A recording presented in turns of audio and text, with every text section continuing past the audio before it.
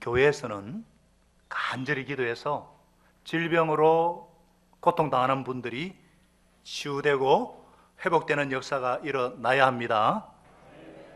우리 교회는 아픈 한우들을 위해서 기도하고 또 선교사를 위해서 기도할 때마다 놀라운 응답의 역사들이 일어나고 있습니다.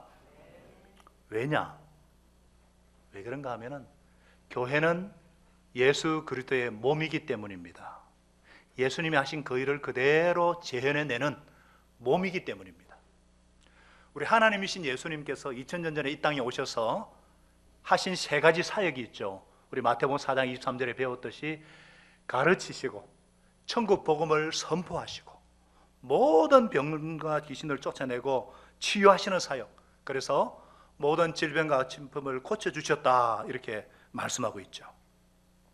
우리 주님께서 부활하시고 성천하신 후에 우리들을 예수의 영 성령 안에서 예수님의 십자가로 교회로 불러주셨습니다. 그래서 이제는 우리가 주님의 손과 발이 되어서 주님께서 세상에 이루고자 하시는 그 사역을 계승하여 이루기를 원하십니다. 그래서 우리 주님께서 하신 것처럼 우리도 가르치고 그 상공부를 가르치는 거예요. 복음을 선포하는 거예요. 선포하는 사역, 치유하는 사역을 해야 합니다.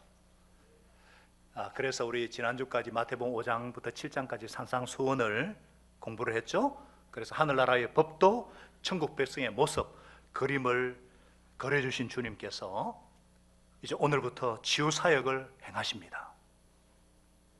가르치실 뿐 아니라 복음을 선포하실 뿐 아니라 실제로 치유 사역을 우리 주님께서 행하시는 거예요. 여러분, 예수님의 사역의 분수령이 되는 아주 중요한 사건이 마태복음에 있습니다. 무엇인지 아세요? 바로 마태복음 16장의 사도 베드로의 고백, 주는 그리스도시요 살아계신 하나님의 아들이시니라. 이 고백을 기초로 획기적으로 예수님의 사역이 바뀝니다. 이 고백이 있기 전에는요, 치유하는 사건이 마태복음에 10번이나 기록되어 나와요. 그런데 이 고백 이후에는 한 번만 기록되어 있습니다. 치유보다 예수님의 십자가의 죽음과 부활, 그리고 제자도, 바로 교회의 모습이 어때야 되는가, 그것에 집중해서 가르쳐 주시고, 그런 예수님을 대해서 배운 제자들이 오순절의 성령 강림 이후에 사도행전의 교회가 어떻게 행하는가 우리가 배웠습니다. 그래서 이 말씀 선포와 가르치는 사역과 이 치유 사역은 분리될 수가 없고 연결되어야 합니다. 산상수훈도 어떤 학자는 말씀 선포다, 아니다, 가르치는 것이다, 다 들어있어요. 다 들어있어요. 예수님은 병만 고치신 것이 아니라 치유를 통해서 복음을 선포하셨고 또 치유를 통해서 가르치기도 하십니다. 오늘 8장에 나오는 이 치유의 사건을 통해서도 주 예수님께서 우리들에게 주시는 메시지가 있습니다. 그것은 바로 예수님은 누구신가? 예수님이 어떤 분이신가? 두 번째, 예수님께서 우리에게 원하시는 믿음이 어떤 믿음인가? 첫째로, 예수님은 치료하는 분이십니다. 다 같이요. 예수님은 치료하시는 분이십니다. 예수님은 치료하시는 하나님이시라는 거예요. 자, 예수님께서 산상수훈을 설파하신 후에 산에서 내려오시니까 많은 무리들이 따랐다고 했습니다. 그들 중에 나병 환자 한 사람이 예수께 나와 엎드려 간구했습니다. 원어 성경에 보면은 보라 하는 감탄사가 나옵니다. 이 나병 환자가 예수님께 나온 자체가 너무 놀라운 일이라는 거예요. 나병은 그 당시에 하나님께로부터 저주받은 천형병이라고 했습니다. 레위기 13장에 보면은요, 이 나병을 포함한, 이 문둥병이죠. 나병을 포함한 악성 피부병에 걸린 사람은요, 옷을 찢고 머리를 풀고 입술을 가리면서 나는 부정하다 외쳐야 됩니다. 그리고 일반인이 사는 거주에서 추방이 되어서 성박 동굴이나 움막에 격리 수용되어야 했어요. 왜냐? 나균은 무서운 전염성이 있어서 접촉을 통해 감염되기 때문에. 이 나균은요, 얼마나 무서우냐 하면 모든 조직과 신경의 계통을 다 파괴시켜버려요. 그래서 통증이 없게 하고 감각을 잃어버리게 하고 살을 썩게 하고 얼굴과 손발이 다 망가져서 불구가 되게 해서 비참하게 죽게 만듭니다. 진물이 나서 냄새가 나고 썩어 문드러지게 해가지고 사람을 가장 추악하게 만드는 질병이 바로 이 나병이에요. 성경에서 이 문둥병은요, 죄에 보통 비유를 합니다. 문둥병이 육신을 파괴하듯이 죄는 영혼을 파괴시키고 인격을 파괴시키고 못쓰게 만들어요. 하나님과의 관계를 파괴시키고 사람과의 관계를 파괴시키고. 여러분, 만일에 내가 중병에 걸렸다, 정말 그런 중병에 걸렸다 할지라도 사랑하는 가족과 친구가 옆에 있으면 괜찮아요. 그런데 이 사람은 격리되어서 가족과 사이로부터 단절되었으니까 얼마나 외롭겠어요. 외로워도 하나님이 같이 하시면은, 하나님이 같이 한다는 확신만 있으면은 괜찮은데, 이 사람은 부정해서 성전에 나와서 여러분처럼 예배도 못 드려요. 그렇기 때문에 스스로 벽을 쳐야 되고 하나님께로부터도 저주받은 인생이라 생각할 때 그 고통이, 그 절규가 어떻겠어요? 하도 억눌려 지내고 소외되면요, 내가 무엇을 원한다는 얘기도 못해요. 그런데 이 사람은 예수님께서 자기같이 부정한 자도 받아주실 것이다 믿었습니다. 자기 같은 나병 자도 깨끗하게 하시고 고쳐주실 것을 믿었습니다. 그는 예수님의 긍휼과 자비만을 간절히 구했습니다. 그리고 한없이 겸손하게 간청했습니다. 주님 하고자 하시면, 주님이 원하시면 나를 깨끗하게 해주실 수 있습니다. 이 처절한 호소를 들은 예수님의 반응이 무엇입니까? 예수님은 그를 향해서 손을 뻗치셨습니다. 그리고 진물이 흐르고 악취 나는 그의 한부에 손을 대셨어요. 그것은 율법이 금하는 것이고 감염될지도 모르는 부정타는 일입니다. 왜 만졌을까? 왜 만졌을까요? 사랑의 표현입니다. 사람과 격리되어 살고 있는 이 나병 환자에게 정말 그리운 거, 제일 그리운 거, 제일 갈급해하는 것은 그게 뭐겠어요? 피부 접촉입니다. 손을 잡고 허가하고 뺨을 비비고 제일 그리웠을 거예요. 이것을 아시는 예수님께서 손을 댔어요. 얼마나 큰 위로가 되었겠어요. 얼마나 고마웠을까. 어떤 유대인이 쓴, 그러니까 유대 랍비 선생, 공적인 선생이죠. 랍비가 쓴 책에 이런 구절이 있어요. 나병 환자가 오면 돌을 던져서 못 오게 했다. 그러면서 자기가 얼마나 거룩한가 자랑하는 글이 있어요. 그런데 예수님은 터치하셨습니다. 내가 원하고 말고 사랑의 손길, 사랑의 터치, 얼마나 좋았겠어요. 얼마나 감격이겠어요. 예수님은 모든 사람이 외면하는 그의 상처와 아픔을 다 받아주셨습니다. 그의 고독과 버림받은 상처를 만져주시고 씻어주시고 치유해 주셨어요. 예수님은 더럽고 추한 그가 진정으로 깨끗해지기를 원하셨습니다. 그가 저주스러운 삶에서 벗어나 축복된 새 인생을 살기를 원하셨습니다. 사랑하는 여러분,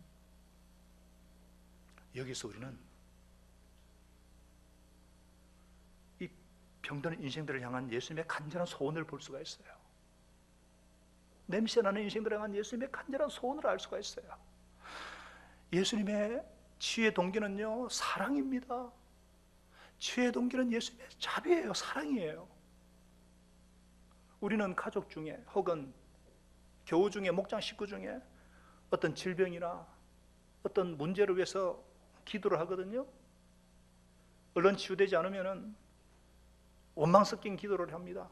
하나님이 원치 않으시니까 하나님을 설득시켜야 된다고 생각하고, 하나님 얼마나 불쌍해요, 하나님 좀 고쳐주세요, 막 이렇게 막 기도를 하거든요. 이거 얼마나 안타까워. 이거 잘못된 겁니다. 우리 주님은 나보다 더, 우리보다 더 100배나 더 고통하시고 100배나 더 안타까워하십니다. 할렐루야. 치유해 주기를 원하세요. 감히 구하지 못하는 나병에 손을 대시고 아파하시고 치유하기를 원하시고, 내가 원한다, 내가 원하니 이게 주님의 마음입니다. 이게 우리 예수님의 마음이에요. 예수님은 그렇게 해주마, 그렇게 해주마. 내가 원하노니 깨끗게 하게 되어라 말씀하시니까 즉시 그의 나병이 떠나갔다 그랬어요. 예수님의 권능이 말씀이 선포되자 즉시 나병이 그 균에서, 그 몸에서 떠나갔어요. 즉각적인 치유입니다. 예수님의 권능이에요. 예수님의 따뜻한 사랑의 손길이 그의 파괴된 감각을 회복시켰고 되살아나게 했어요. 깨끗한 새 피부가 돋아나게 하신 것입니다. 즉시 이렇게 낫는 사건은 성경에 자주 등장하는데 선교지에도 많이 일어납니다. 선교지에 막 각질이 생기고 막 껍질이 생기고요, 막 새살이 돋는 이런 역사들을 제가 많이 듣습니다. 책에도 많이 나오고요. 왜 그러냐면은 이 악한 영에 사로잡혔기 때문에 실체를 알고 예수 이름 권세와 성령의 능력을 경험하기 때문에 하나님의 능력이 역사하는 것 같아요. 선교지는 강하게 역사합니다. 제가 이번에 인도 가서 보니까 강하게 역사하는 거예요. 예수님의 치유의 권능을 찬양합니다. 믿어지십니까? 우리 예수님은 치유하시는 하나님이십니다. 깨끗함을 확인한 이 순간 이 사람의 마음이 어땠겠어요? 온 세상이 달라졌을 거예요. 땅이, 하늘이 전에 보던 그게 아니에요. 이제는 따스한 햇살도 느끼고 살갗을 스치는 산들바람도 느끼고 전혀 새로운 감각, 거리의 집들이 새로운 의미로 다가왔어요. 전에는 마을이 어찌 보면 영원히 먼 거리에 있었는데 이제는 전혀 다른 모습으로 다가왔어요. 동네로 곧장 달려가고 싶어요. 사람들을 만나고 싶었어요. 그런데 예수님께서 4절에 보니까 아무에게도 말하지 말라고 그러면서 먼저 제사장에게 가라 그러는 거예요. 그가 공동체에 다시 받아들이기 위해서는 제사장에게 소리 말해서 건강진단서를 받아야 했습니다. 그러나 더 중요한 말씀이 4절에 나오죠. 이 놀라운 기적의 치료로 인해서 먼저 하나님께 감사의 예물을 드림으로 하나님께 영광을 돌리게 하셨습니다. 사랑하는 여러분, 왜 예수님께서 소문나는 것을 원치 않으셨을까? 병고침이 목적이 아니기 때문입니다. 새로운 시대가 도래했다는 거예요. 예수님이 바로 이 새 시대를 여는 구약의 예언된 메시아다, 이 메시지가 있는 겁니다. 구약의 예언된 메시아가 새롭게 펼칠 하나님의 나라, 쉽게 이해하시려면 에덴 동산의 회복이다, 천국의 도래다, 이렇게 생각하면 가장 좋아요. 본래 하나님께서 이 세상을 아름답게 선하게 심히 좋았더라 그렇게 만드셨잖아요. 그런데 이 죄로 인해서 파괴되고 더럽혀졌어요. 하나님과 파괴되고 사람과의 관계도 파괴되고 자연과의 관계도 파괴되어 버렸어요. 얼마나 미세먼지가 많아요. 더러운 세상이잖아요. 이런 파괴된 세상, 죄로 문둥이같이 더럽혀진 세상, 무감각해진 세상을 회복하기 위해서 예수님이 오셨습니다. 회복의 사인으로 주신 것이 치유입니다. 예수님은 치유하시는 하나님이십니다. 그렇기 때문에 교회가 진정으로 예수님의 몸이고 예수님이 정말 부활하셔서 지금도 살아 계신다면 교회 안에서 이러한 회복의 역사, 치유의 역사가 일어나는 것은 당연합니다. 일어나야 합니다. 그런데 치유에 관해 두 가지 극단은 경계를 해야 됩니다. 하나는 뭐냐면요, 아예 어떤 사람은 치유를 믿지 않아요. 심리적으로 이해하고 기적이 일어날 수도, 그럴 수도 있지, 암도 갑자기 사라질 수도 있지, 이렇게 생각해요. 이런 분은 예수님이나 사도들이 기적의 사역을 있겠지, 이제는 성경도 완성되었고 사도들도 죽었기 때문에 필요 없고 끝났다는 거예요.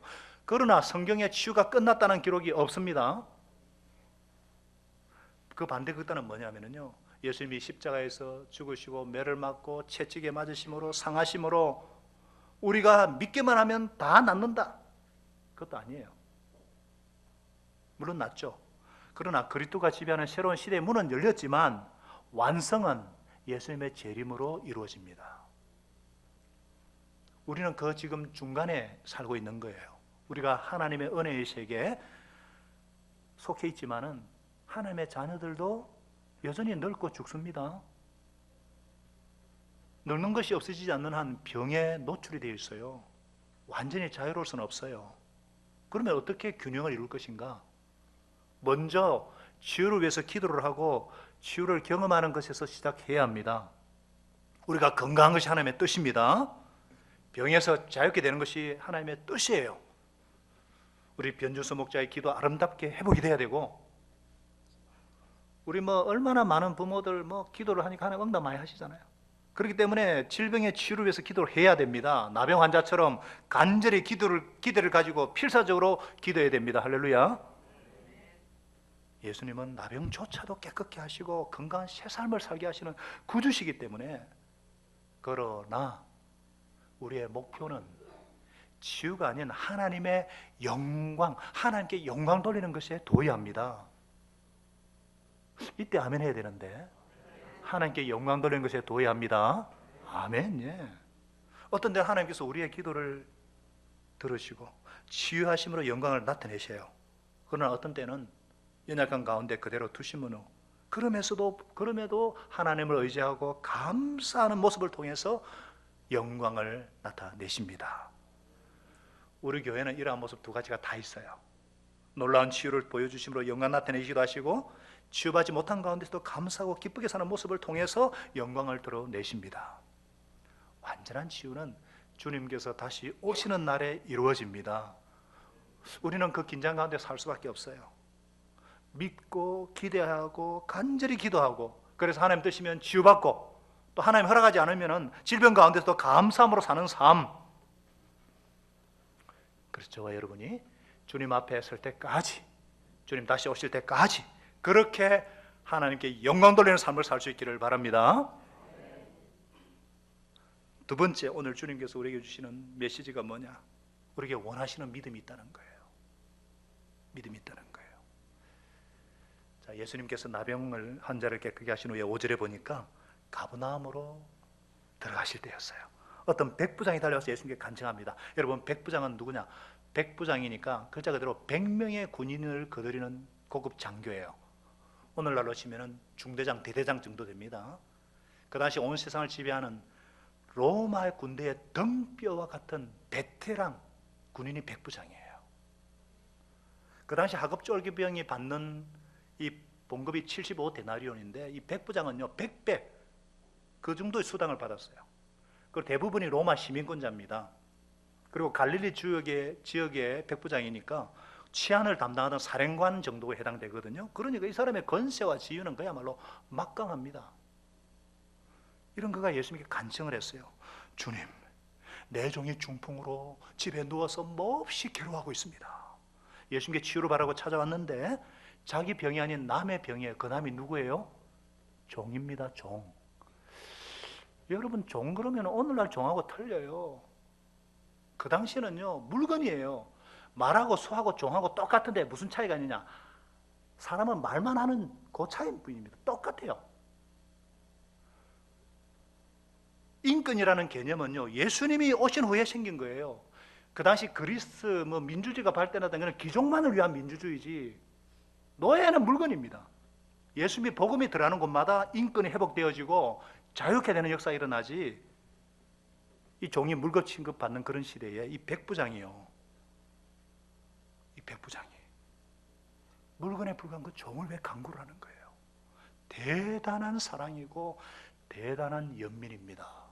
5절에 간청했다는 이거는 강렬한 단어예요.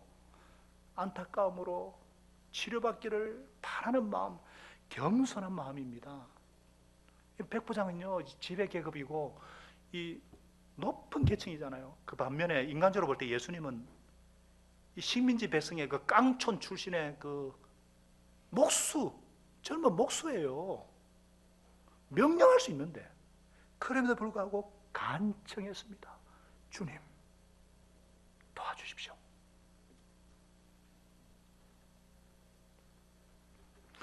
사랑하는 여러분, 우리가 남을 위해서 기도할 때, 어떤 누구를 위해 기도한다고 할 때 이런 연민의 마음, 겸손의 마음이 너무너무 중요합니다. 겸손히 간구할 때 주님께서 응답하세요. 치료는 하나님의 은혜입니다. 그러나 우리가 주님 뜻대로 기도할 때 들어주세요. 하나님의 뜻이 뭐예요? 주님이 어떤 분이에요? 하나님이 어떤 분이에요? 고아와 가부의 하나님이세요. 약한 자를, 작은 자를 긍휼히 여기시는 자비의 하나님이세요. 그러니까 연민의 마음으로 기도할 때 응답하지 않겠어요? 그래서 우리가 중보기도할 때 연민의 마음, 이게 굉장히 중요합니다.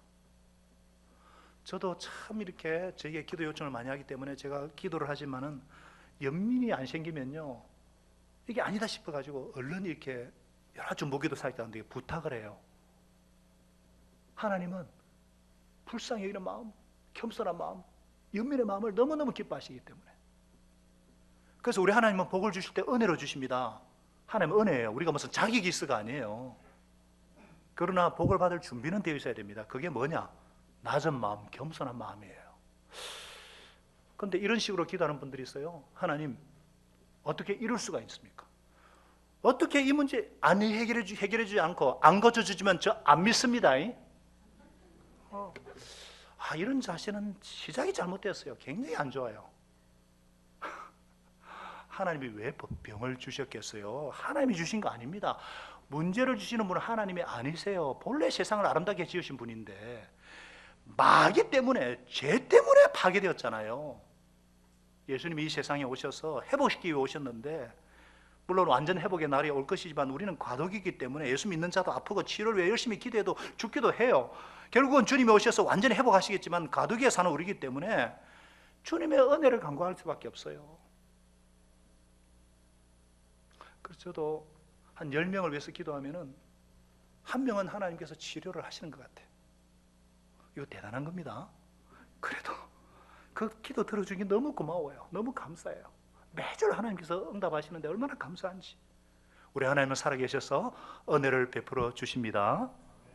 먼저 은혜 받을 그릇 준비를 해야죠. 낮은 마음으로, 연민의 마음으로, 겸손한 마음으로. 그러면은 하나님의 은혜가 반드시 임할 줄로 믿습니다. 예수님은요, 이 연민과 겸손의 마음으로 간구하는 너무 기뻐하시고 흔쾌히 7절에 보니까 뭐랬죠? 내가 가서 고쳐주마, 내가 친히 가서 고쳐주마 그랬어요. 그런데 백부장이 갑자기 주님, 나를 주님을 내 집으로 모시들 만한 저는 자격이 없습니다. 나는 자격이 없습니다. 그저 한마디 말씀만 해주십시오. 그러면은 내 종이 나을 것입니다. 아니, 이 사람 갑자기 왜 이래요?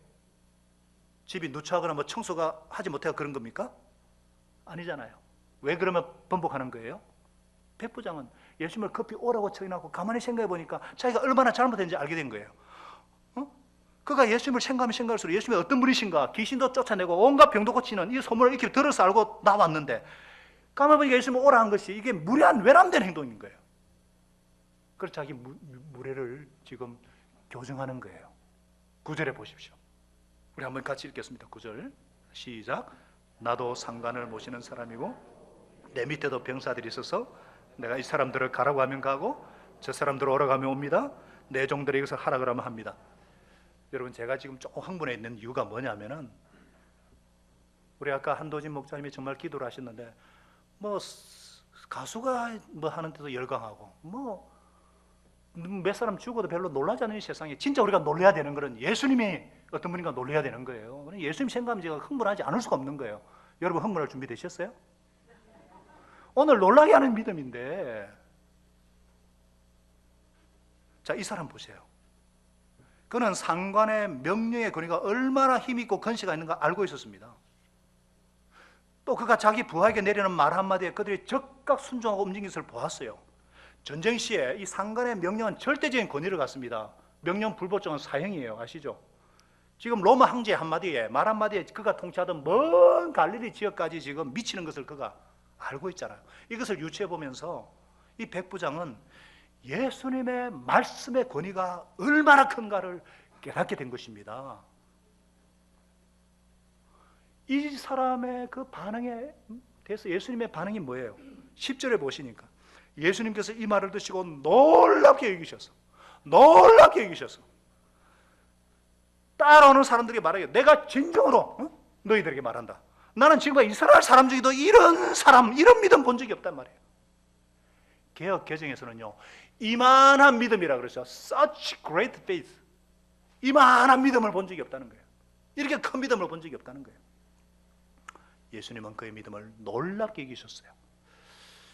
여러분, 예수님은 어지간한 일에 잘 놀라시는 분이 아니에요. 좀 제가 외람되게 말씀드리면은 예수님은요, 하늘보다도 간이 더 크신 분이에요. 믿습니까? 맞습니까?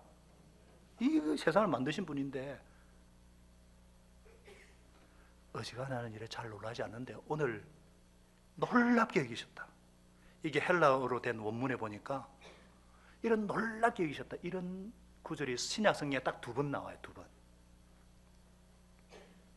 한 번은 부정적인 곳에 쓰였어요. 예수님이 고향 땅에 방문하셔가지고 복음을 선포하시고 많은 기적을 행하셨는데 동네 사람들이 어릴 적에 본 예수님을 생각하고 권위를 인정하지 않는 거라서 마태복음 6장 3절에 마가복음입니다.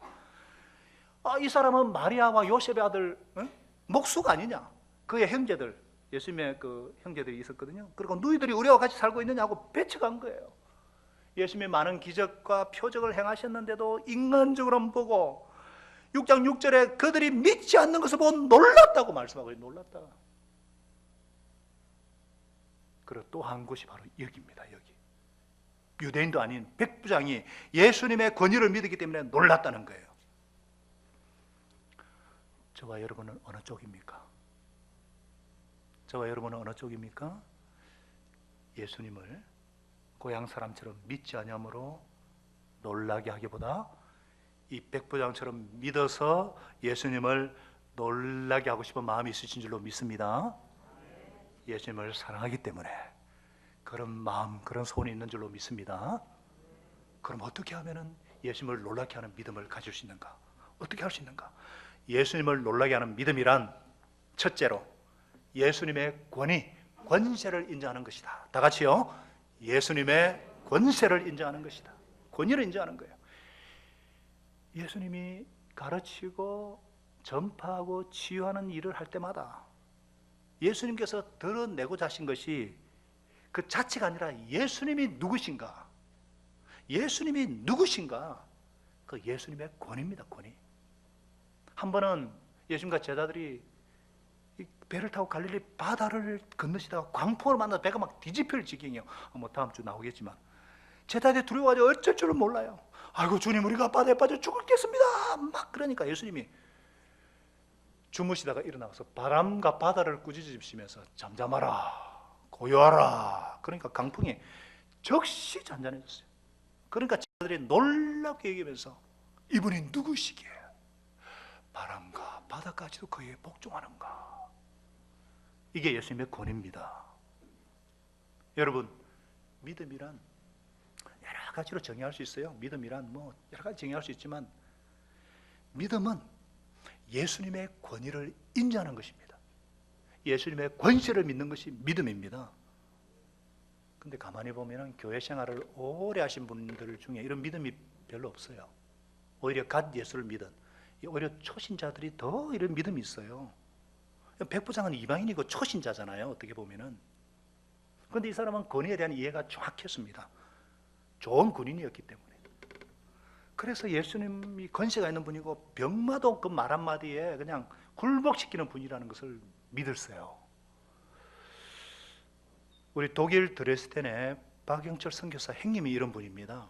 우리 사진에 보시면 저분인데요, 박영수 성도님. 이분은 보통 군인이 아닙니다.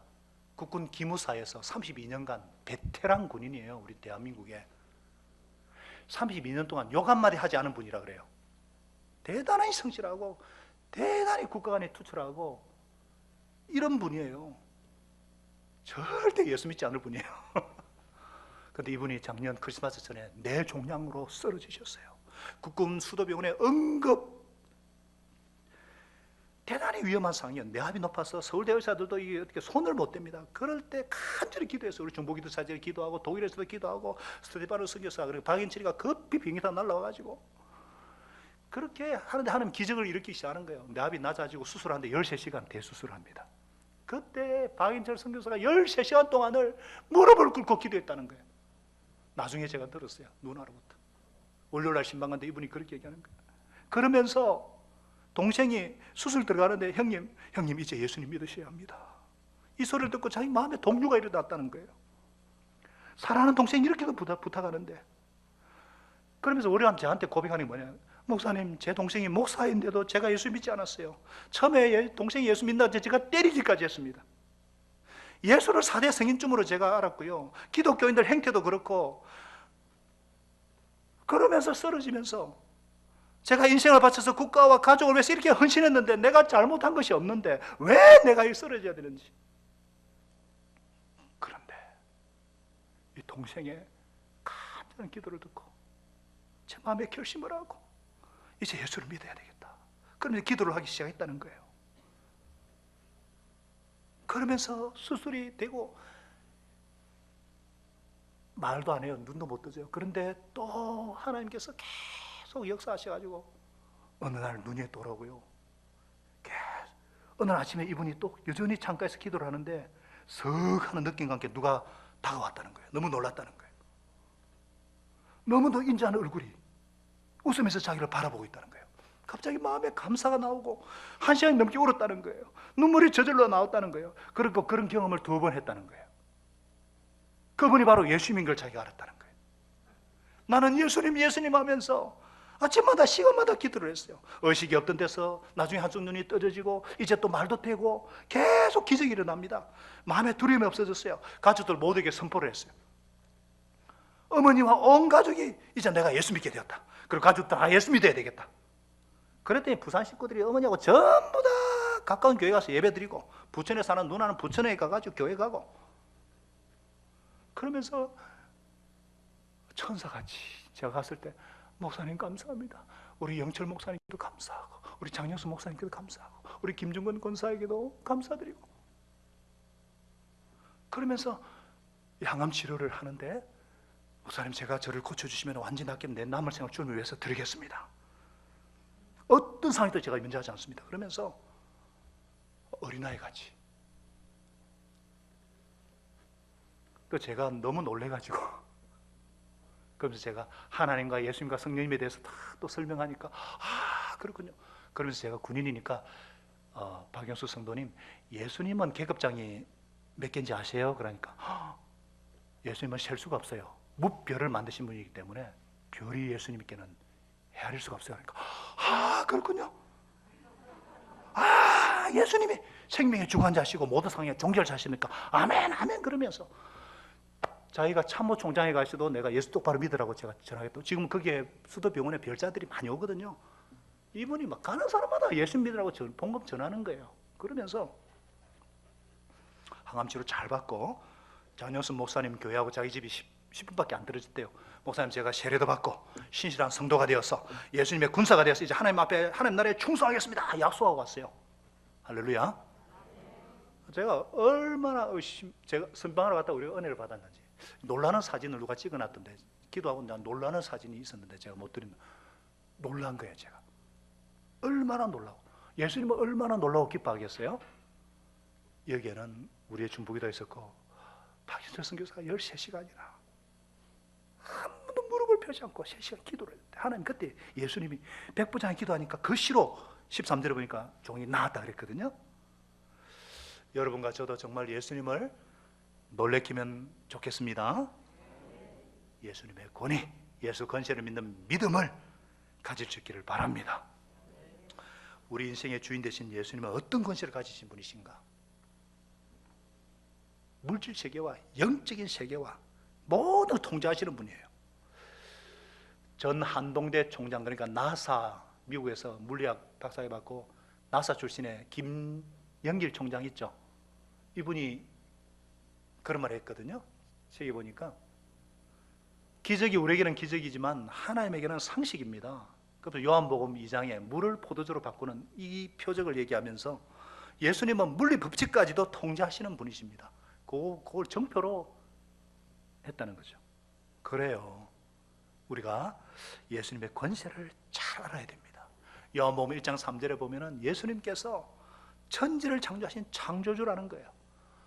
창세기부터 배웠죠. 우리가 골로새서 1장 16절에 모든 만물이 그분 안에서 창조되었어요. 하늘에 있는 것, 땅에 있는 것, 모든 보이는 것, 보이지 않는 것들, 왕권, 주권, 권력이나 모든 권세가 다 그분으로 말미암아 그분을 위해 창조되었고, 17절에 무슨 말씀이 있어요? 만물은 그분 안에서 존속합니다. 이 말이 무슨 말씀이냐면은 성자 하나님이신 예수님은 물리 법칙을 만드신 분이라는 거예요. 전자가 핵 주위를 돌고 있듯이 그렇게 끌고 계신 분이 예수님이십니다. 트럼프나 김정은이 아니란 말이에요. 할렐루야. 예수님이시란 말이에요. 이 예수님은 십자가에 죽으시고 부활하셔서 선포하셨습니다. 마태복음 28장 18절에 나는 하늘과 땅의 모든 권세를 받았다. 하나님의 모든 권위를 가지신 분이 예수님이십니다. 보이는 물질세계뿐 아니라 자연세계뿐 아니라 보이지 않는 영적인 세계까지 모두가 예수님의 권위 앞에 순종해야 합니다. 가라 하면 가야 되고 오라 그러면 와야 되고 잠잠하라 그러면 잠잠해져야 합니다. 악령의 세력도 예수님이 물러가라 하면 물러나는 것이죠. 이게 예수님의 권위입니다. 그래서 저도 예수님 권세 내 권세, 그래서 새벽에 기도할 때마다 제가 이 자리에서 기도하거든요. 기도할 때마다 예수님의 피로 정결케 해주시도록 이 자리를 정결케 해주시고 이곳에 주님의 강한 능력으로 함께 해주시도록 아까워 들은 영들아 물러갈지어다. 기도하면 물러간다고 믿습니다. 제가 세례할 때도 선포하잖아요. 지금까지 성도를 괴롭히던 모든 어둠의 권세, 악한 영들은 나사렛 예수 이름으로 떠나갈지어다. 통증의 원인들은 떠나가라. 위장은 튼튼할지어다. 강박관념은 떠나가라.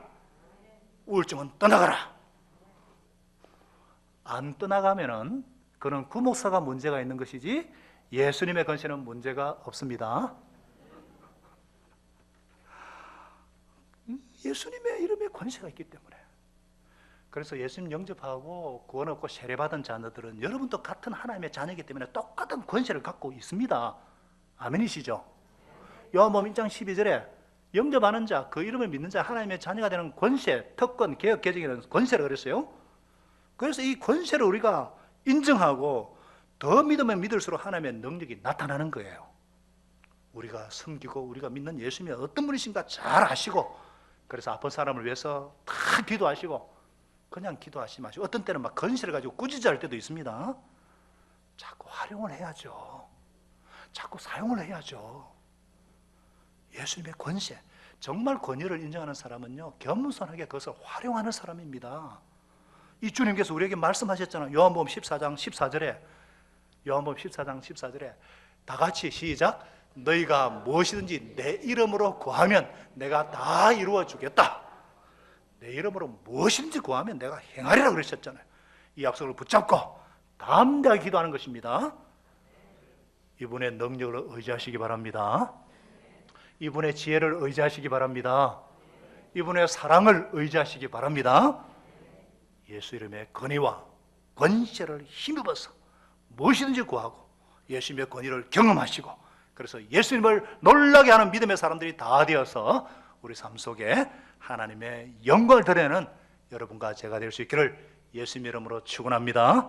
우리 가운데 연민의 마음을 주셔서 주님의 마음을 품게 하셔서 누군가의 길을 밝혀주는 주님의 일을 대행할 수 있는 주님의 손과 발이 되어서 주님의 일을 할 수 있는 그런 교회, 그런 목장, 그런 우리 가정, 공동체가 되게 하여 주옵소서.